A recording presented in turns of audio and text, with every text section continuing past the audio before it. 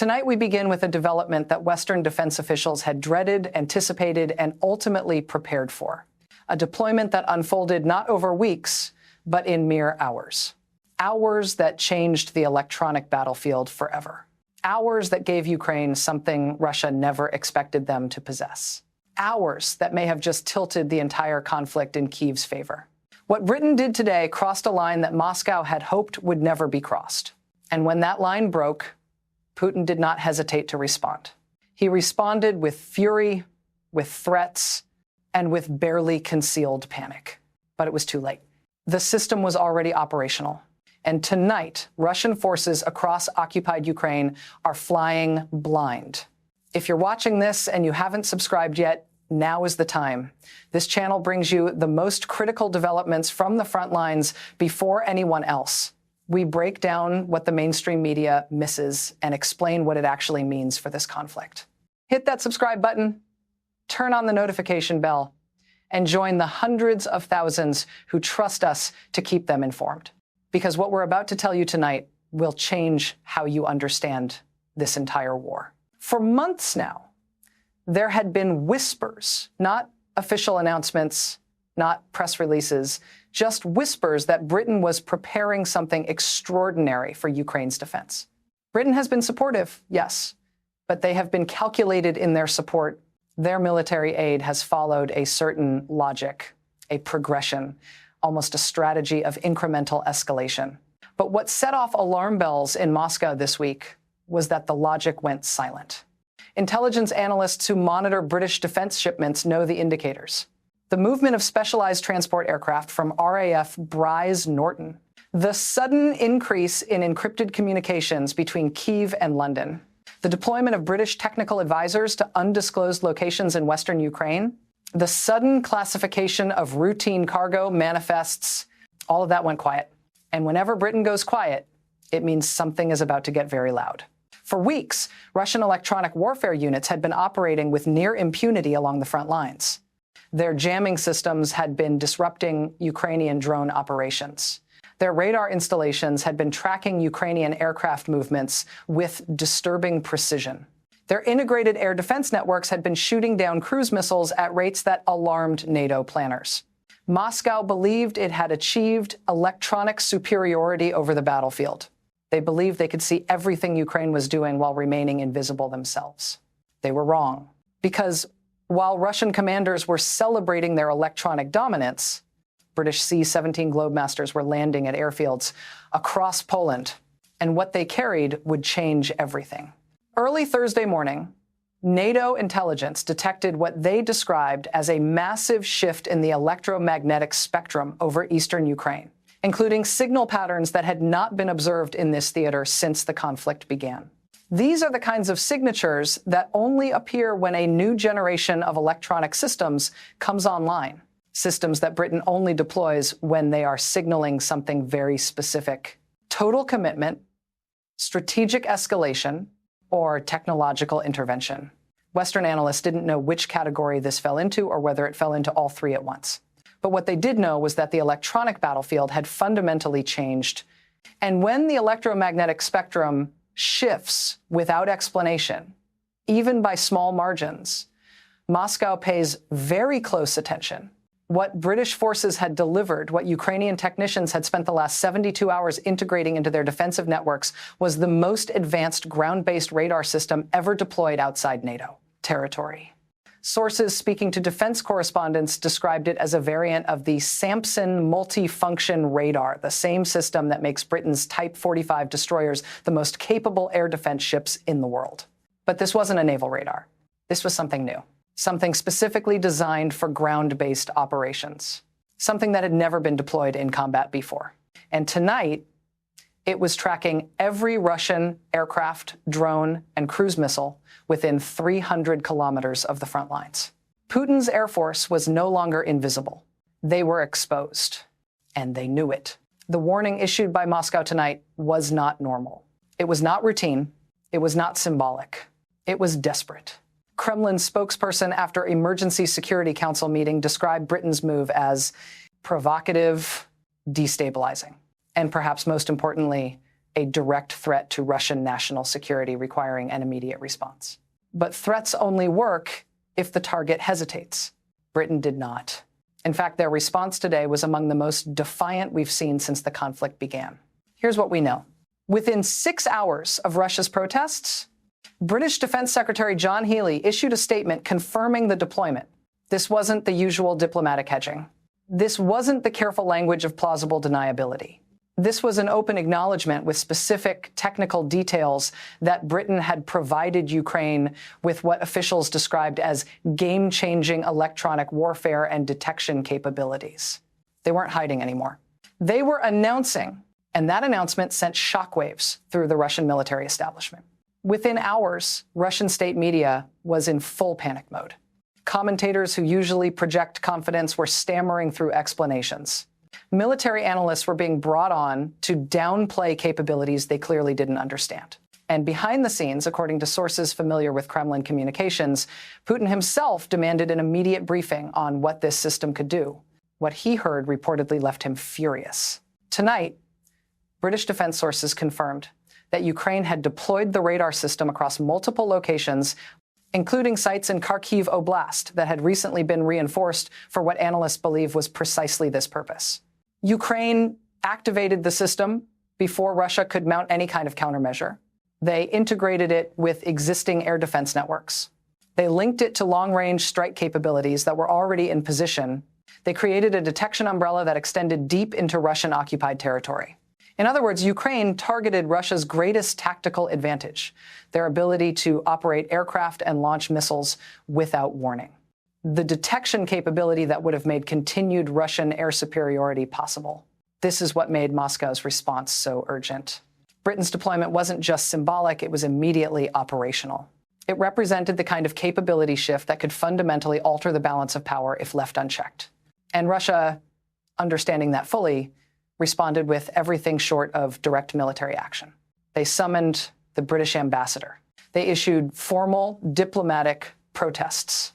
They threatened unspecified consequences. They mobilized their propaganda apparatus, but they didn't attack the radar installations directly. They didn't launch strikes against the equipment. They didn't even acknowledge exactly where the systems had been deployed, because doing so would confirm that their intelligence was failing, that their electronic warfare was being countered, that their Air Force was now operating in an environment it had never trained for. The panic was real, and it was visible to everyone watching. And here's where the story becomes even more significant. Western intelligence analysts now believe that Russia's increasingly aggressive air operations over the past month were designed to test the effectiveness of Ukrainian air defense after months of intensive Russian jamming campaigns. Putin wanted to see whether Ukraine would crumble under electronic warfare pressure. But instead, the opposite happened. Britain and Ukraine didn't crumble. They deployed a countermeasure that was so advanced, so unexpected, that even Russia's best electronic warfare units noticed immediately, you don't get Putin's attention easily. But today, Britain did. Defense officials speaking with Reuters under anonymity described Russia's subsequent tactical adjustments as panicked away to avoid losing more aircraft before they understood what they were facing. But Ukraine proved today that they remain both technologically adaptive and strategically coordinated. Their integration of the British radar system was not only successful, it was executed so precisely that within hours of activation, Ukrainian air defenses were already engaging targets they would never have detected before. That speed matters because it shows something crucial about the state of the alliance. It shows that Ukraine is not merely receiving Western equipment. They are fully integrating it into combined operations with real-time Western support. This is no longer a proxy war in the traditional sense. This is a technological partnership operating at the cutting edge of modern warfare. And Russia, for all its bluster about electronic superiority, was caught completely off guard. As reports continued coming in throughout the evening, we learned more about the scale of Ukraine's new capabilities. Ukrainian air defense units carried out multiple successful intercepts within the first 12 hours, forcing Russian aviation to retreat from areas they had considered safe for months. Ground-based detection teams targeted incoming cruise missiles that had been launched from positions in occupied Crimea, missiles that would have evaded older detection systems. Forward observation units operating near the front lines reportedly tracked Russian reconnaissance drones in real time, providing targeting data that allowed Ukrainian forces to destroy them before they could complete their surveillance missions. This wasn't just a new radar system. This wasn't just improved detection. This was battlefield awareness on a level Ukraine has never possessed before. This was information dominance.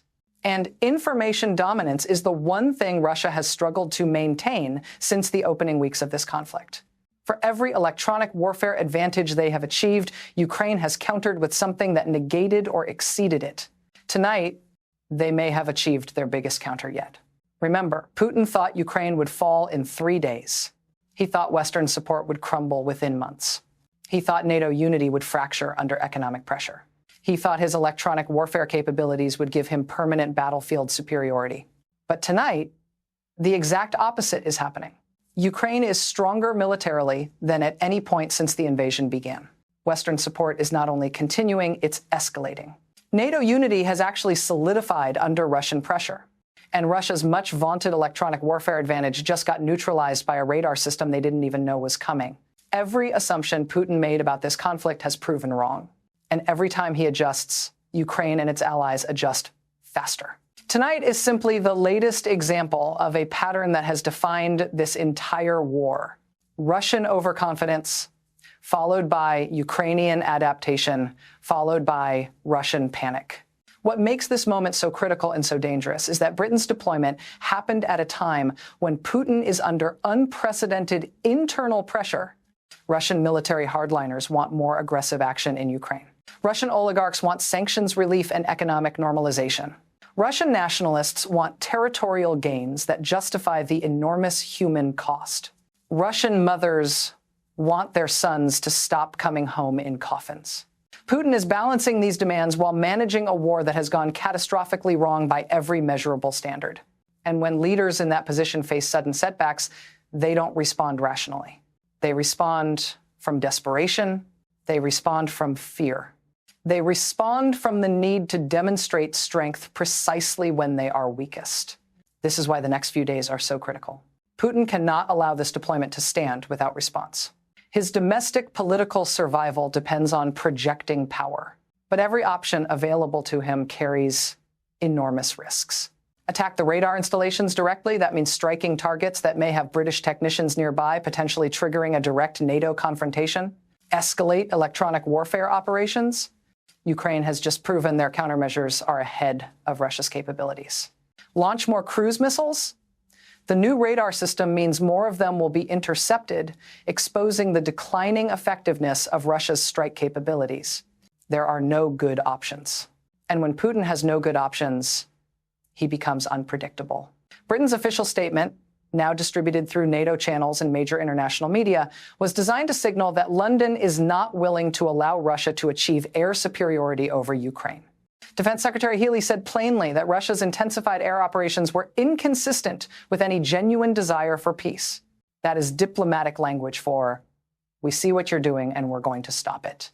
You don't usually hear that tone from Britain unless something serious is at stake. And tonight, British officials made clear that they consider maintaining Ukrainian air defense capabilities to be a core strategic priority. Not optional, not negotiable. Essential. They also confirmed that additional British technical support would be provided to ensure the radar systems remain operational. This wasn't a one-time delivery. This was the beginning of a sustained technological partnership. And that partnership, according to officials, would continue as long as necessary. For Putin, those 3 words must have been chilling. As long as necessary. There's no exit ramp in that language. There's no negotiating position. There's only commitment. Meanwhile, Ukrainian President Volodymyr Zelensky addressed his nation in a confident, measured speech tonight. He said, "Our partners have shown once again that they stand with us, not just in words, but in actions that change the battlefield." He said, "The skies over Ukraine are becoming safer because of the courage of our defenders and the technology of our allies." And he said, "To those who thought they could terrorize our cities from the air, your calculations have failed. We see you now, and we will stop you." These are not rhetorical flourishes. These are statements from a leader who understands just how significant tonight's development really is. Zelensky knows that air defense has been the critical vulnerability throughout this conflict. He knows that every cruise missile that gets through, every glide bomb that strikes a civilian target, every drone that evades detection, each one costs Ukrainian lives. Tonight, for the first time, he can tell his people that the balance is shifting.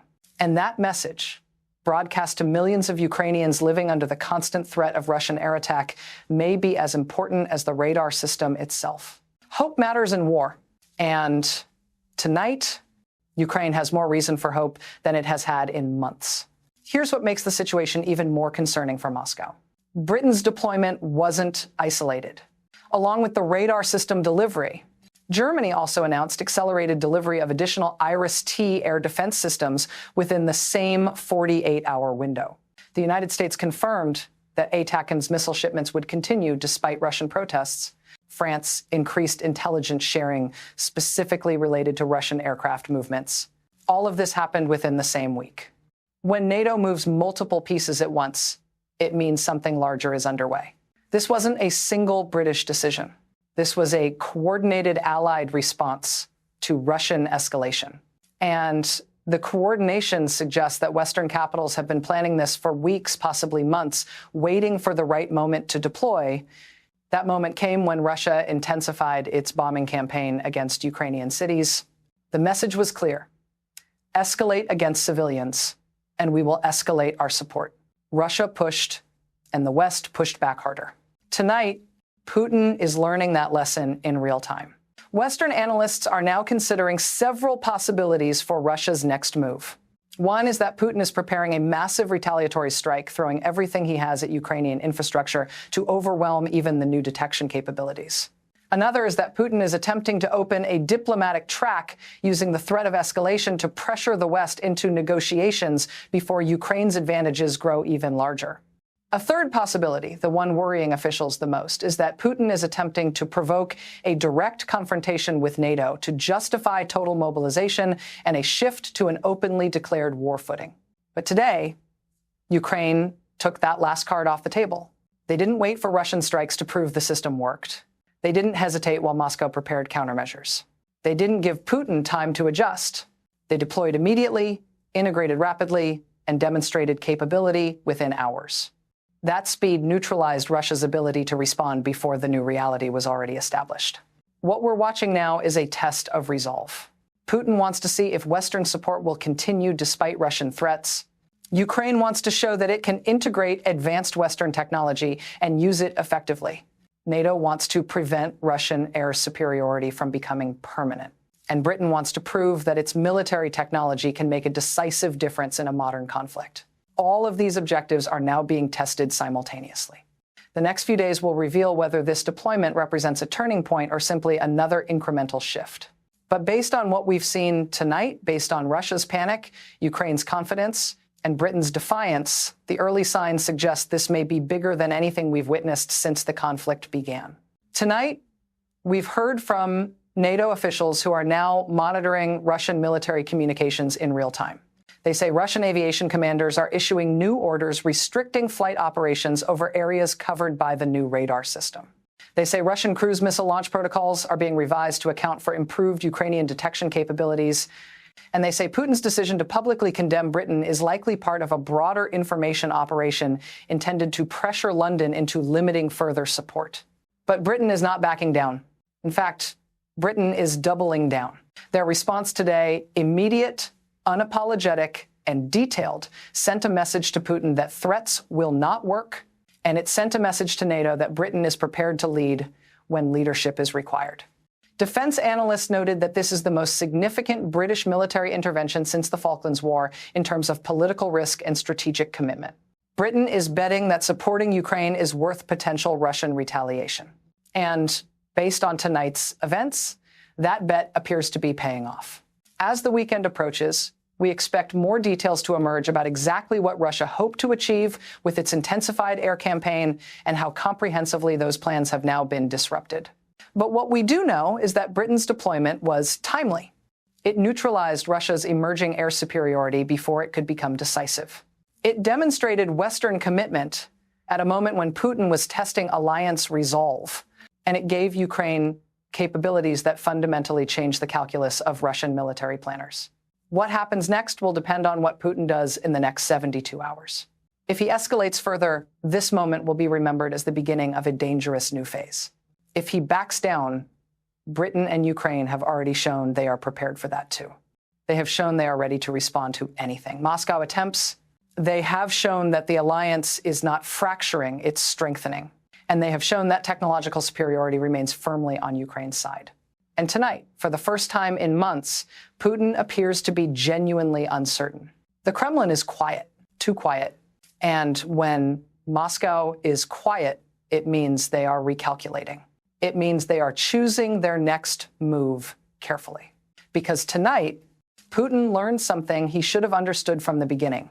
You cannot win a technological war against the combined resources of the Western alliance. You cannot intimidate nations that have already decided to resist. And you cannot predict what your enemies will do next when their technology is generations ahead of yours. This story is far from over. But tonight, one thing is clear. Russia's air advantage is gone. Putin's panic is real. And Ukraine, armed with British technology and Western resolve, is not backing down. And we will be here watching every detail as the next phase unfolds. If this video helped you understand what's really happening in Ukraine, if it gave you insight you won't find anywhere else, then I need you to do something right now. Subscribe to this channel. Hit that bell icon so you never miss an update. And share this video with anyone who needs to understand why tonight's events matter. We are living through history. Every single day, the situation evolves in ways that will shape the world for decades to come. And this channel is your front row seat to all of it. We analyze the moves that matter. We explain the technology that's changing warfare. We cut through the propaganda and tell you what's actually happening on the ground. But we can only keep doing this with your support. So subscribe, share, comment, let us know what you want us to cover next. Because this is just the beginning. The war is entering a new phase. Putin is more desperate than ever. And the decisions being made right now will determine how this conflict ends. You don't want to miss what's coming next. Subscribe now, and we'll see you in the next video.